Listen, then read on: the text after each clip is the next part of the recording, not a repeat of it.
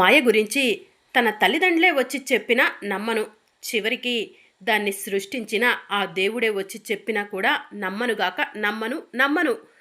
ఆవిడ తరపున వకల్తా పుచ్చుకొని మాట్లాడింది చాల్లే గాని ఇక ఎప్పుడు కూడా ఇలాంటి పని చెయ్యకు అని చెప్పి అవని శ్రీకర్కు వార్నింగ్ ఇచ్చి అక్కడి నుంచి వెళ్ళిపోయి తన క్యాబిన్లో కూర్చుంటుంది.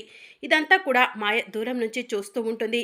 ఇక మాయ తన క్యాబిన్లోకి వెళ్ళి కూర్చొని ఆలోచిస్తూ వెంటనే సామికి ఫోన్ చేస్తుంది. సామి ఫోన్ లిఫ్ట్ చేసి హలో అనగానే ఎక్కడున్నావు సామి అని చెప్పి మాయ అడుగుతూ ఉంటుంది. మనకంటూ ఒక స్థావరం లేకుండా పోయింది కదా ఆ అవని అక్షయల వల్ల, అందుకే ఎక్కడో ఒక చోట తల దాచుకుంటున్నాను మాయా అని సామి చెప్తూ ఉంటాడు. ఇంతకీ ఎందుకు ఫోన్ చేశావు మాయా అని సామి అడుగుతూ ఉంటాడు. నేను మారిపోయినట్టు నన్ను పెంచిన తల్లిదండ్రులను నమ్మించగలిగాను, అలాగే వేదవతి కుటుంబాన్ని నమ్మించగలిగాను, కానీ ఆ అవనిని నమ్మించలేకపోతున్నాను. ఆ అవని నా విషయంలో బాగా సీరియస్గా ఉంటుంది, నాకు శిక్ష పడేలా చేస్తా అంటుంది, ఏం చెయ్యాలో అర్థం కావట్లేదు సామి అని చెప్పి మాయ అంటూ ఉంటుంది. మాయా, నువ్వు ఆ అవనికి చెయ్యాలనుకున్న ద్రోహం మామూలుది కాదు, తన తాలిని తీసుకోవాలనుకున్నావు, అందుకే ఆ అవని నీ పట్ల అలా దురుసుగా ప్రవర్తిస్తుంది. అతి వినయం ధూర్త లక్షణం అంటారు. నువ్వు అతిగా నటించి వాళ్ళకు దొరికిపోమాకు అని చెప్పి సామి చెప్తూ ఉంటాడు. అది సరే సామి, నువ్వు తాంత్రిక శక్తులను సిద్ధించుకుంటున్నా అన్నావు, ఎక్కడి వరకు వచ్చింది నీ పని అని చెప్పి మాయ అడుగుతూ ఉంటుంది. తాంత్రిక శక్తులను సిద్ధించుకునే పనిలోనే ఉన్నాను మాయ, త్వరలోనే మనకంటూ ఒక స్థావరం ఏర్పాటు చేస్తాను, అడవి దేవతకు జటాకు పూజలు చేస్తాను, శక్తులను సిద్ధించుకుంటాను. ఆ అవని మన వాళ్ళను మనకు దూరం చేసింది, అలాగే ఆ అవనికి కూడా మనం తన వాళ్లను దూరం చేసి ఆ తరువాత అంతం చేద్దాము, అప్పటి వరకు జాగ్రత్తగా ఉండు మాయా అని సామి చెప్తూ ఉంటాడు.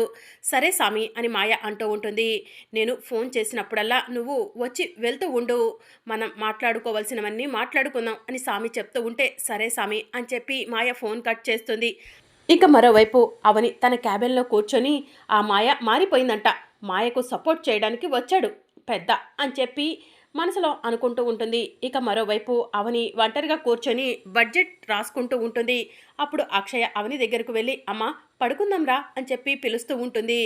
ఈరోజు నేను కొంచెం వర్క్లో ఉన్నానమ్మా, నువ్వు వెళ్ళి పడుకో అని చెప్పి అవని అంటుంది. లేదమ్మా, నువ్వు వచ్చి నాకు కథ చెప్పాలి, అప్పుడే పడుకుంటాను అని అక్షయ అంటుంది. నా కూతురికి వేదం తెలుసు, శాస్త్రం తెలుసు, నా కూతురికి నేనేం చెప్పగలను అని చెప్పి అవని అంటుంది. సంసారాన్ని ఎలా ఏదాలో నువ్వు మాత్రమే చెప్పగలవమ్మా, కష్టాలను ఎలా ఎదుర్కోవాలో, ఎలా ధైర్యంగా ఉండాలో నువ్వు మాత్రమే చెప్పగలవమ్మా అని చెప్పి అక్షయ అవనితో అంటూ ఉంటుంది. ఏం చేయమంటావమ్మా, మొదటి నుంచి కూడా ఒంటరి పోరాటం, ఎలాంటి సమస్యలు వచ్చినా కూడా ఎదుర్కొని ధైర్యంగా నిలబడటమే నా వంతు అయిపోయింది అని చెప్పి అవని అక్షయ్కు చెప్తూ ఉంటుంది. అదేనమ్మా, ఫ్యూచర్లో నేను కూడా నీ అంత ధైర్యవంతురాల్లా ఉండాలి కదా, అందుకే నువ్వు ఎలా ధైర్యవంతురాల్లా ఉన్నావో నాకు చెప్దు గాని రామ్మా అని చెప్పి అక్షయ అవనిని పిలుస్తూ ఉంటుంది. ప్రసాదరావు దూరం నుంచి ఇదంతా కూడా చూస్తూ ఉంటాడు. అమ్మ అక్షయ, అయినా నాకు కాస్త వర్క్ ఉంది, నువ్వు వెళ్ళమ్మా, నేను కాసేపట్లో వస్తాను అని అవని అంటూ ఉంటే ఇంతకీ ఏం రాస్తున్నావమ్మా అని చెప్పి అక్షయ అడుగుతూ ఉంటుంది. బడ్జెట్ రాస్తున్నాను అని చెప్పి అవని చెప్తూ ఉంటుంది. బడ్జెటా అంటే ఆఫీస్ వర్కా అని అక్షయ అడుగుతూ ఉంటే కాదమ్మా, పాల వాళ్ళకు, పేపర్ అతనికి, ఇంకా పని మనిషికి ఎవరెవరికి ఎంత డబ్బులు ఇవ్వాలో, పోను ఎంత ఖర్చులు మిగులుతాయో అవన్నీ కూడా రాసుకుంటున్నాను, అలాగే నీ పేరు మీద ఈ మంత్ ఇన్సూరెన్స్ క్లెయిమ్ చేద్దాం అనుకుంటున్నాను, అలాగే తాతయ్యకు హెల్త్ ఇన్సూరెన్స్ చేయించాలనుకుంటున్నాను అని చెప్పి అవని అక్షయ్తో చెప్తూ ఉంటుంది. అమ్మా, ఇలా అడుగుతున్నానని ఏమీ అనుకోకు, నీకంటూ ఏమైనా సేవింగ్స్ ఉన్నాయా, చాలా రోజుల నుంచి జాబ్ చేస్తున్నావు కదా అని చెప్పి అక్షయ అడుగుతూ ఉంటుంది. నన్ను ఏదైనా అడిగే హక్కు నీకు మాత్రమే ఉంది అక్షయ, సేవింగ్స్ అంటూ ఏమీ లేవమ్మా, వచ్చిన డబ్బులు వచ్చినట్టు ఖర్చు అయిపోతున్నాయి అని చెప్పి అవని అక్షయ్కు చెప్తూ ఉంటుంది. అమ్మా, నాన్న నీతో కలిసి ఉండుంటే కనుక నువ్వు సంసారాన్ని చూసుకునేదానివి, ఈ లెక్కలు బడ్జెట్లు నీకు చూసుకోవాల్సిన అవసరం ఉండేది కాదు కదమ్మా, ఇంకా మన జీవితాలు ఎప్పుడు మారిపోతాయమ్మా అని చెప్పి అక్షయ ఏడుస్తూ ఉంటే, అమ్మ అక్షయ బాధపడకమ్మా, మీ నాన్నే సరిగా ఉండుంటే కనుక మనకి ఇన్ని కష్టాలు ఎందుకు వస్తాయమ్మా అని చెప్పి అవని అక్షయ్కు ధైర్యం చెప్తూ ఉంటుంది. ఇదంతా కూడా ప్రసాదరావు దూరం నుంచి చూస్తూ బాధపడుతూ ఉంటాడు. ఇక మరోవైపు నిహారిక కృష్ణబాబు హాల్లో కూర్చొని ఉంటారు. ఇంట్లో ఉండి ఉండి బోర్ కొడుతుంది, సినిమాకి వెళ్దామా బంగారం అని కృష్ణబాబు అంటూ ఉంటాడు. ఇక అప్పుడే పెద్దిరాజు వచ్చి మీరు సినిమా చూడటానికి బయటికి కాదు వెళ్ళాల్సింది అని చెప్పి అంటూ ఉంటాడు. వచ్చావా మళ్ళీ వస్తావు నువ్వు? అవును, ఇంకా ఏంటి చేతిలో కాయిన్ పట్టుకొని తిరుగుతున్నావు? కాయిన్ గొడవ అయిపోలేదా ఇంకా అని చెప్పి కృష్ణబాబు పెద్దిరాజుని అడుగుతూ ఉంటాడు. కాయిను బొమ్మ బొరుస వేశాను, బొరుసు పడితే ఇంట్లో గొడవ జరుగుతుందని, బొమ్మ పడితే గొడవ జరగదని అనుకున్నాను. కానీ బొరుసే పడింది, ఇంట్లో గొడవ జరుగుతుంది, ఎటు నుంచి గొడవ వస్తుందా అని అనుకుంటున్నాను, ఎదురు చూస్తున్నాను అని పెద్దిరాజు చెప్తూ ఉంటాడు. అప్పుడే ప్రసాదరావు నడుచుకుంటూ వేదవతి ఇంట్లోకి వస్తూ ఉంటాడు. అదిగో మామయ్య గారు నడుచుకుంటూ వస్తున్నారు, ఏదైనా గొడవకే సంకేతమేమో అని చెప్పి పెద్దిరాజు చెప్తూ ఉంటాడు. ఇక ప్రసాదరావు ఇంట్లోకి రాగానే, ఏంటి నాన్న ఇలా వచ్చారు? ఆ అవని మిమ్మల్ని గెంటేసిందా, లేదంటే ఆ అవని ఇంట్లో మీరు ఉండలేక వచ్చేసారా అని చెప్పి కృష్ణబాబు ప్రసాదరావుని అడుగుతూ ఉంటాడు. ఏది ఏమైతే ఏంటండి, మీరు మళ్ళీ తిరిగి వచ్చినందుకు నాకు చాలా సంతోషంగా ఉంది అని చెప్పి వేదవతి అంటూ ఉంటుంది. మీ ఇష్టం వచ్చినట్టు ఊహించుకోకండి అని చెప్పి ప్రసాదరావు అంటాడు. ఏ నాన్నా ఎందుకు అలా అంటున్నారు అని చెప్పి కృష్ణబాబు అడుగుతూ ఉంటాడు. నేను ఈ ఇంటికి తిరిగి రావటం అంటూ జరిగితే అవని అక్షయలను తీసుకొని వస్తాను అని చెప్పి ప్రసాదరావు అంటూ ఉంటాడు. అక్షయ నా కూతురని అవని నిరూపించే వరకు అవనిని ఈ ఇంట్లోకి రానివ్వను నాన్న, ఎలా రాణిస్తాను అని చెప్పి శ్రీకర్ అంటూ ఉంటాడు. ఇంతకీ ఎందుకు వచ్చినట్టు మామయ్య గారు అని చెప్పి పెద్దిరాజు ప్రసాదరావుని అడుగుతూ ఉంటాడు. ఇక దాంతో ప్రసాదరావు తన రూమ్లోకి వెళ్తాడు.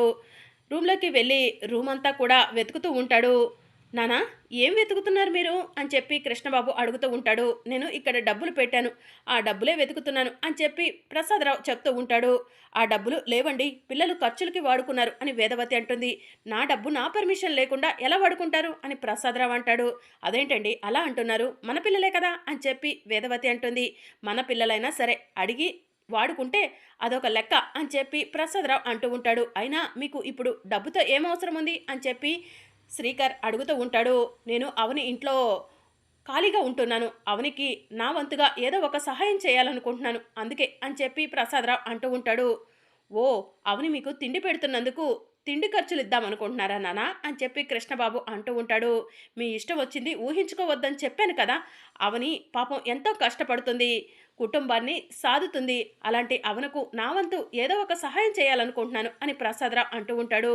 ఆ అవనినే కావాలని ఆయన్ను పంపించినట్టుంది అని చెప్పి వేదవతి అంటుంది. అంతేనా నాన్న, రండి ఆ డబ్బుల గురించి ఇక్కడ కాదు ఏ ఇంట్లో తేల్చుకోవాలో ఆ ఇంట్లో తేల్చుకుందాం అని చెప్పి శ్రీకర్ ప్రసాదరావు చెయ్యి పట్టుకొని అవని ఇంటి దగ్గరకు తీసుకెళ్తాడు.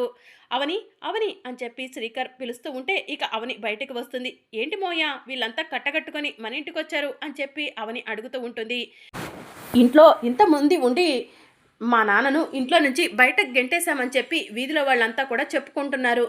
నువ్వేమో మా నాన్నని చాలా గొప్పగా చూసుకుంటున్నానని వీధిలో వాళ్ళకు చెప్తున్నావు, కానీ మా నాన్న మెయింటెనెన్స్కి డబ్బులు కావాలని అడిగావా? మా నాన్న మా ఇంట్లోకి వచ్చి తాను దాచుకున్న డబ్బులు వెతుకుతున్నారు అని చెప్పి శ్రీకర్ కృష్ణబాబు అవనిని అడుగుతూ ఉంటారు. ఇక అవని ఏం మాట్లాడకుండా అలానే చూస్తూ ఉంటుంది. 4 రోజులు మామయ్యని చూసేసరికి నీ పని అయిపోయిందా? మామయ్య తండ్రి లాంటి వాడు అంటావు కదా, అలాంటి తండ్రి లాంటి మామయ్యను చూడటానికి నీకు డబ్బులు కావాలా అవని అని చెప్పి నిహారిక అడుగుతూ ఉంటుంది. ఇది సైలెంట్గా ఉందంటే ఇది కావాలని డబ్బు కోసం మీ నాన్నను పంపించినట్టుందిరా అని చెప్పి వేదవతి అంటుంది. ఇక అవని అలానే కోపంగా చూస్తూ ఉంటుంది. అవని అలా చూస్తుందంటే ఏదో పెద్ద ప్లానే ఉంది అని చెప్పి పెద్దిరాజు మనసులో అనుకుంటూ ఉంటాడు. నాన్న మెయింటెనెన్స్కి నీకు డబ్బులు కావాలి అంతే కదా, ఇదిగో తీసుకో అని శ్రీకర్ 25,000 తీసుకెళ్ళి అవనికి ఇస్తూ ఉంటాడు. ఏయ్ అవని, మా నాన్న ఇంట్లో దాచిపెట్టింది 20,000 మాత్రమే, ఆ 20,000 వెతకటం కోసమే ఆ ఇంటికి వచ్చారు, కానీ నా తమ్ముడు శ్రీకర్ నీకు 5,000 కలిపి 25,000 మెయింటెనెన్స్గా ఇస్తున్నాడు, తీసుకో పండుగ చేసుకో అని చెప్పి కృష్ణబాబు చెప్తూ ఉంటాడు.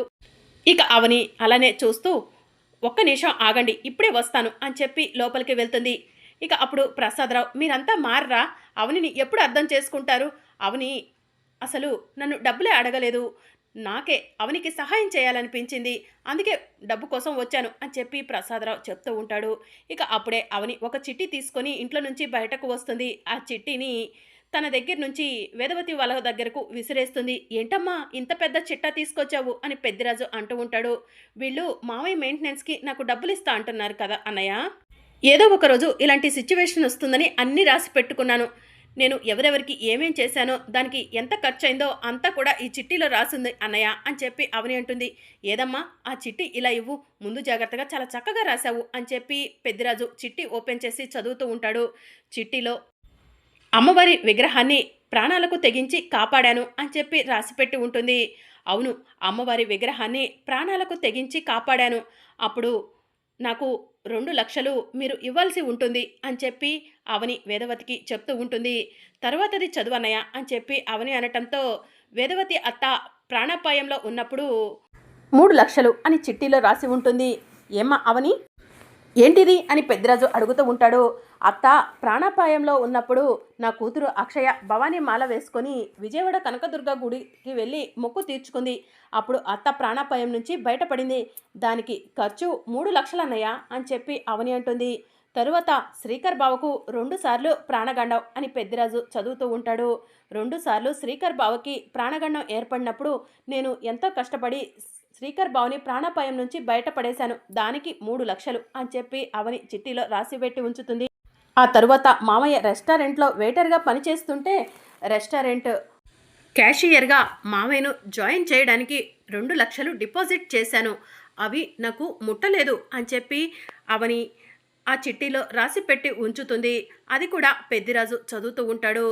ఓ, అమ్మ గురించి, శ్రీకర్ గురించి, నాన్న గురించి మాత్రమే రాసింది, నా గురించి ఏమీ రాసలేదు అని కృష్ణబాబు అంటూ ఉంటే, ఆగు బావా, నీకు కూడా ఒక లెక్క ఉంది అని చెప్పి అవని అంటుంది. నాకేం ఖర్చు పెట్టావు అని కృష్ణబాబు అడుగుతూ ఉంటే, నువ్వు కనిపించట్లేదని అత్త వాళ్ళు బాధపడుతుంటే పల్లెటూరి నుంచి నువ్వు దొరికే వరకు ఎన్ని ఊర్లు వెతికానో దానికి గాను నువ్వు 5,00,000 నాకు ఇవ్వాలి కృష్ణబావ అని చెప్పి అవని చెప్తూ ఉంటే ఇక అందరూ కూడా షాకింగ్గా అవని వైపు చూస్తూ ఉంటారు. మీ అందరివి రాసున్నాయి, నా గురించే ఈ చిట్టీలో అవని రాయలేదు అని పెద్దిరాజు అంటూ ఉంటే, కొంచెం కిందికి వెళ్ళి చూడన్నయ్యా అని చెప్పి అవని అంటుంది. దాంతో పెద్దిరాజు షాకింగ్గా అవని వైపు చూస్తూ ఉంటాడు. మరి అప్కమింగ్ ఎపిసోడ్లో ఏం జరగనుందో తెలుసుకోవాలనుకుంటున్నారా? అయితే ఛానల్ను సబ్స్క్రైబ్ చేసుకోండి.